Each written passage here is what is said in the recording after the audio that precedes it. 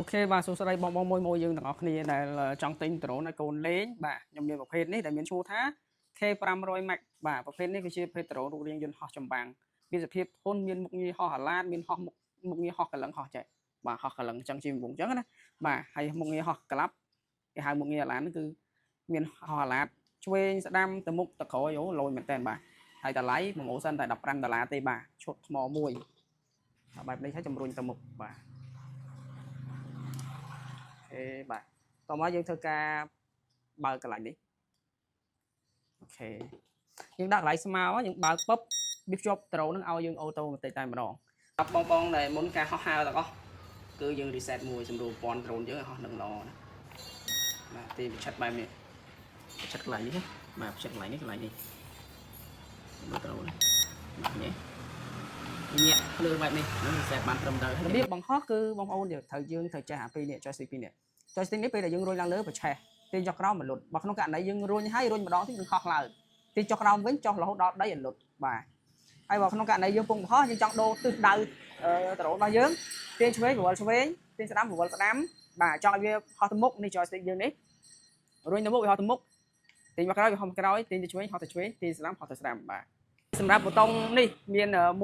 3 4បាទអាហ្នឹងសម្រាប់សារ៉េនៅក្នុងករណីដ្រូនបងប្អូនគឺរៀងរ៉េឥឡូវរ៉េទៅមុខហ៎បាទវាហោះទៅមុខបាទ control វាបាទព្យាវាចុចមកក្រោយ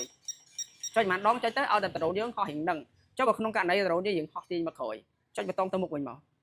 ចុចម្ដងចុចទៅឲ្យតែមើលទៅដ្រូនយើងហោះរៀងមានលំនឹងរៀងនឹងល្អអញ្ចឹងណាស្រួលជាតែមិនឲ្យនឹងថ្កល់ឯដ្រូននេះអាចនឹងថ្កល់បានទេបាទអញ្ចឹងអាប៊ូតុងឆ្វេងស្ដាំនេះក្នុងករណីដ្រូនយើងរ៉េទៅស្ដាំយើងចុចប៊ូតុងសញ្ញាព្រួយទៅឆ្វេងនេះបាទចុចចុចទៅឲ្យតែហោះល្អហោះ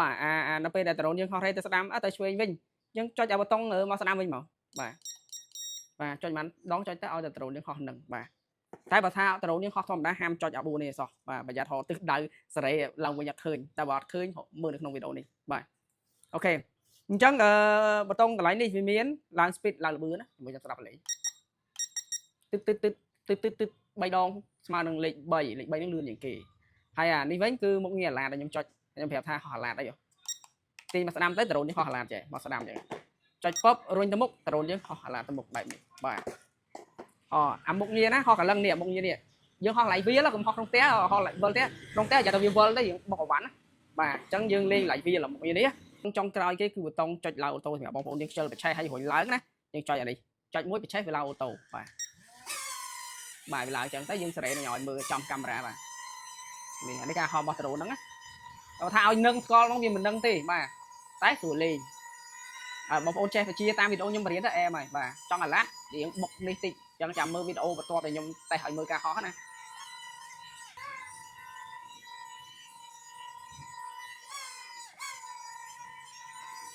តែចំកាមេរ៉ាឲ្យបងស្រួលមើលបាទអញ្ចឹងវីដេអូមានតែប៉ុណ្្នឹងទេមកយើងចង់បានរួចរាល់តិចបានអរគុណច្រើន